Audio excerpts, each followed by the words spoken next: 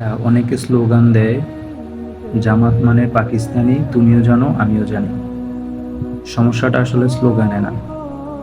জামাত আসলে পাকিস্তানি না, জামাত হচ্ছে ইসলামী। জামাত পাকিস্তানকে অনুসরণ করে না, জামাত ইসলামকে অনুসরণ করে। কিন্তু আপনারা অপবাদ দেন পাকিস্তানি, ডিরেক্ট বলেন যে জামাত হচ্ছে ইসলামী। পাকিস্তানিদের যে জামাত, তারাও ইসলামের আদর্শে আদর্শিত। আমাদের যে বাংলাদেশের যে জামাতে ইসলাম, ওইটাও ইসলামের আদর্শে আদর্শিত। এখানে পাকিস্তানি কোন প্রশ্ন না, প্রশ্ন হচ্ছে জামাত হচ্ছে ইসলামী। আর ইসলামী আপনাদের চুলকানি বেশি, ঠিক আছে? মন গড়া কোনো জিনিস করতে পারবেন না, শরিয়ার বাইরে কোনো জিনিস করতে পারবেন না। হ্যাঁ, আপনাদের জন্য খুব বেশি কঠিন হয়ে যাবে, ওইটা আপনারা নিতে পারবেন না। এই জন্য বলেন যে জামাত পাকিস্তানি। জামাত পাকিস্তানি না, জামাত হচ্ছে ইসলামী, ঠিক আছে? আদর্শ একটা দল, যেটা দুনিয়া এবং আখেরাতের জন্য আপনার